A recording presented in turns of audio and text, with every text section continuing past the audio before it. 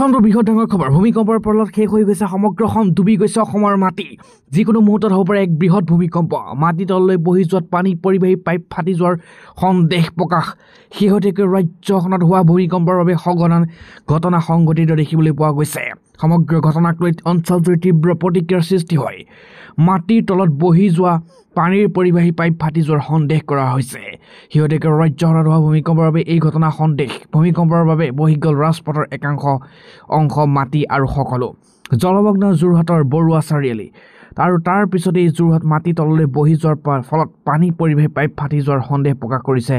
এই মুহূৰ্তত শেহতীয়াকৈ ৰাজ্যখনত হোৱা ভূমিকম্পৰ বাবে এই ঘটনা হোৱাৰ সন্দেহ প্ৰকাশ কৰে পাছৰ খবৰ পঞ্চায়ত নিৰ্বাচনক লৈ আহি গ'ল নতুন পদ্ধতি এই মুহূৰ্তত ডাঙৰ খবৰ পঞ্চায়ত নিৰ্বাচনক লৈ ডাঙৰ খবৰ আহি গৈছে এইবাৰ পঞ্চায়ত নিৰ্বাচনৰ ৰাজনীতি মুক্ত হ'ব এক প্ৰকাৰ স্পষ্ট নতুন পদ্ধতিৰে হ'ব নিৰ্বাচনৰ প্ৰক্ৰিয়া পঞ্চায়ত নিৰ্বাচন ৰাজনীতিৰ মুক্ত কৰাৰ সিদ্ধান্ত পঞ্চায়ত নিৰ্বাচনক যাতে স্থানীয়ভাৱে ভালদৰে অংশগ্ৰহণ কৰিব পাৰে তাৰ বাবে ব্যৱস্থা গ্ৰহণ হিমন্ত বিশ্বৰ কোনো ৰাজনৈতিক দলে পঞ্চায়ত নিৰ্বাচন পৰিচালনা কৰিব নোৱাৰিব কোনো বিজেপি কংগ্ৰেছ এজিপি এডিএফ পৰিচালনা কৰিব নোৱাৰিব পঞ্চায়ত নিৰ্বাচন নহয় কোনো মিত্ৰতা স্থানীয় যোগ্য প্ৰাৰ্থীক অগ্ৰাধিকাৰ দিয়াৰ উদ্দেশ্য এই লক্ষ্য কোনো ৰাজনৈতিক দলৰে প্ৰভাৱৰ নাথাকিব এইবাৰ পঞ্চায়ত নিৰ্বাচনত আৰু পঞ্চায়ত স্থানীয় বিকাশ আৰু উন্নয়নৰ বাবে এই বৃহৎ পদক্ষেপ পঞ্চায়ত নিৰ্বাচনক লৈ ডাঙৰ ঘোষণা মন্ত্ৰী ৰণোজ পেগুৰ এই মুহূৰ্ত পাছৰ খবৰ 10 ফেব্ৰুৱাৰী দিনটো সোমবাৰ মনত ৰাখক কিয়নো এক বৃহৎ ডাঙৰ খবৰ লাখ লাখ মহিলাৰ একাউণ্টত সোমাব ধন আৰু লগতে বহু মহিলা হ'ব এতিয়া লাখপতি 10 ফেব্ৰুৱাৰীত লাখ লাখ লোকৰ একাউণ্টত ধন জমা হ'ব 10 ফেব্ৰুৱাৰীৰ পুৱাতে লাভ কৰিব ধন আৰু অৰুণোদয় আঁচনি লাখ লাখ মহিলাৰ একাউণ্টত 1250 টকা বৃদ্ধ পেঞ্চন আঁচনিৰ ধন লাভ কৰা হিতাধিকাৰীসকলৰ একাউণ্টত সোমাব ধন আৰু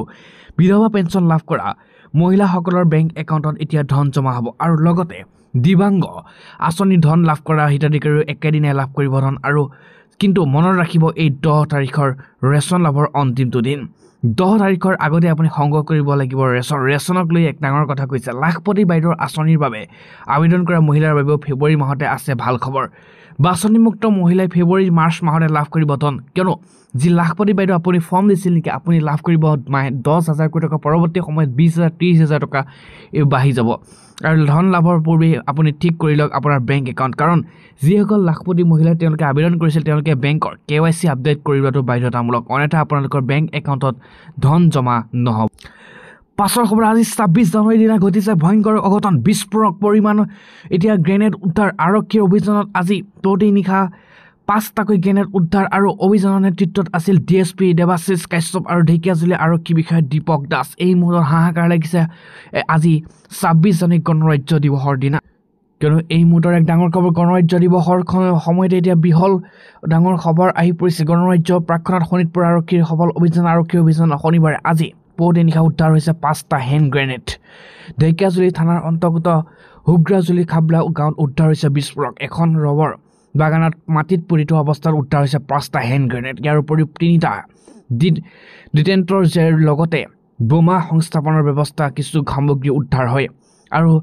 আৰক্ষীৰ নেতৃত্বত অভিযানৰ নেতৃত্বত আৰক্ষী আছিল DSP দেৱাশিষ কাশ্যপ আৰু ঢেকিয়াজুলি আৰক্ষী বিষয়া দীপক দাস পাছৰ খবৰ গোটেই আমেৰিকা জ্বলি গ'ল কিন্তু এই ঘটনা এতিয়া হ'ব লাগিছে অসমৰ চুবুৰীয়া ৰাজ্য অৰুণাচলত বনজুই এতিয়া শেষ কৰি পেলাব চুবুৰীয়া ৰাজ্য অৰুণাচল লগতে অসমতো প্ৰভাৱ পৰিব অসমো জ্বলি শেষ হৈ যাব পাৰে যি আমেৰিকা জ্বলি ছাই হৈ গৈছিল সেই আমেৰিকাৰ খবৰ আপুনি নিশ্চয় পাইছে লছ এঞ্জেলৰ কথা শুনিছে কিন্তু সেই লছ এঞ্জেলৰ ঘটনা ঘটিব গৈছে এতিয়া আমাৰ চুবুৰীয়া ৰাজ্য অৰুণাচলত কিয়নো চুবুৰীয়া ৰাজ্য অৰুণাচলত বনজুয়ে ভয়ংকৰ পৰিস্থিতি সৃষ্টি কৰিছে পৰ্যটনস্থলী টাৱাঙত ঘন অৰণ্যত হঠাৎ লাগিল বনজুই টাৱাং চুং নদীৰ ৰাতিৰ অৰণ্যত বনজুই বিস্তৰ ঘটি আমেৰিকাৰ লছ এঞ্জেলৰ দৰে পৰিস্থিতি হ'ব নেকি চুবুৰীয়া ৰাজ্যখনত শংকিত হৈ পৰিছে এতিয়া সাগৰকীয়বাসী আৰু বনজুইত অৰণ্যখনৰ বনৰীয়া পশু পক্ষী নিধন হোৱাৰ সন্দেহ আৰু বৰ্তমানলৈকে পোহৰলৈ অহা নাই ক্ষয় ক্ষতিৰ কোনো তথ্য এই মুহূৰ্তত অসমত পৰিব পাৰে প্ৰভাৱ কিয়নো অসমত এক ভয়ংকৰ পৰিস্থিতিৰ সৃষ্টি হ'ব পাৰে ইয়াৰ পাছৰ খবৰ এফালে ঘন কুঁৱলী যান আনফালে ধাৰাসাৰ বৰষুণৰ বতৰ আগজাননী 17খনকৈ জিলাত জাৰি কৰা হৈছে এই মুহূৰ্তত এলাৰ্ট কিয়নো বৰষুণৰ লগতে পৰিব প্ৰচণ্ড কুঁৱলী আৰু বৰষুণৰ ৰাজ্যত আৰু অধিক বৃদ্ধি পাব শীতৰ প্ৰকোপ দক্ষিণ খালমাৰা ধুবুৰী কোকৰাঝাৰ বঙাইগাঁও লগতে কেইবাখনো জিলাত জাৰি কৰা হৈছে বৃহৎ ডাঙৰ এলাৰ্ট গোৱালপাৰা বজালী নলবাৰী মৰিগাঁও কামৰূপ গ্ৰাম্যৰ লগতে পশ্চিম কাৰ্বি আংলং যোৰহাট মাজুলী শিৱসাগৰ ধেমাজি ডিব্ৰুগড় তিনিচুকীয়াত নামিব প্ৰচণ্ড শীত ঠায়ে ঠায়ে মজলীয়া আৰু পাতলীয়া বৰষুণৰ সম্ভাৱনা প্ৰকাশ কৰিছে ভাৰতীয় বতৰ বিজ্ঞানে। আৰু ২৬ জানুৱাৰী পৰ্যন্ত ৰাজ্যত পৰিব প্ৰচণ্ড শীত। প্ৰচণ্ড শীত পৰাৰ আজি শংকা প্ৰকাশ কৰিছে ভাৰতীয় বতৰ বিজ্ঞান তৰফৰ পৰা। পাছৰ খবৰ, এই মুহূৰ্তৰ সৰ্ববৃহৎ ডাঙৰ খবৰটো, বতাহত এতিয়া বিষ আহিছে। সাৱধান বিশেষকৈ গুৱাহাটী, নগাঁও আৰু নলবাৰীবাসী ৰাইজ, কিয়নো বতাহত এতিয়া বিষ এটা আহিছে। যি বিষ লোৱাৰ পিছত আপুনি হাৰ্ট এটেকৰ পৰা আৰম্ভ কৰি যিকোনো ৰোগত মৃত্যু হ'ব পাৰে মুহূৰ্তৰ ভিতৰত। বিশেষকৈ সাৱধান মানি কৰিছে গুৱাহাটী, নগাঁও আৰু নলবাৰীবাসীক। অসমৰ বতাহত এতিয়া বেমাৰ উৰি ফুৰিছে। অসমত ব্যাপক বায়ু প্ৰদূষণ। আমি কুঁৱলী বুলি ভাবি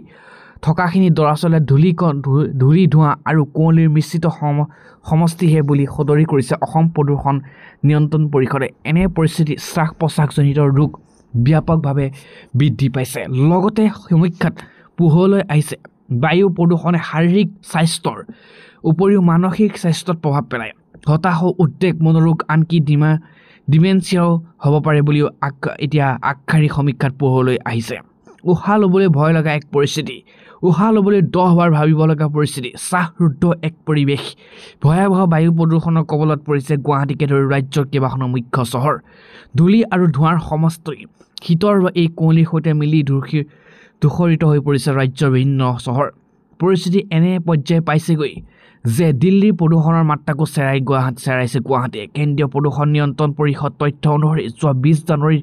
ৰাজ্যত গুৱাহাটীৰ নলবাৰী আৰু নগাঁও বায়ুৰ গুণমান নিম্নগামী হৈ বেয়া শ্ৰেণীত অন্তৰ্ভুক্ত হৈছে। আৰু কেন্দ্ৰীয় প্ৰদূষণ নিয়ন্ত্ৰণ পৰিষদ আৰু অসম প্ৰদূষণ নিয়ন্ত্ৰণ পৰিষদে লাভ কৰা তথ্য অনুসৰি যোৱা শুক্ৰবাৰে গুৱাহাটীৰ বায়ু গুণগত সূচকাংক AQI বৃহস্পতিবাৰতকৈ অৱনমিত হৈ ৩৪২ হৈছেগৈ। ইয়াৰ বিপৰীতে দিল্লীৰ QI আছিল ২৩৯। আনহাতে দেশৰ ভিতৰতে প্ৰদূষণ অঞ্চল বুলি কুখ্যাতি অৰ্জা বাণীহাটতকৈও শুকুৰবাৰে গুৱাহাটীৰ বায়ু গুণমান নিম্নগামী হৈছে। আৰু গুৱাহাটীৰ শেহতীয়াকৈ অসম প্ৰদূষণ নিয়ন্ত্ৰণ পৰিষদে দিয়া তথ্য অনুসৰি প্ৰাক মৌচুমী কাল আৰম্ভ নোহোৱালৈকে অৰ্থাৎ অহা মাৰ্চ মাহ পৰ্যন্ত প্ৰদূষিত বায়ুকে সেৱন কৰিব লাগিব।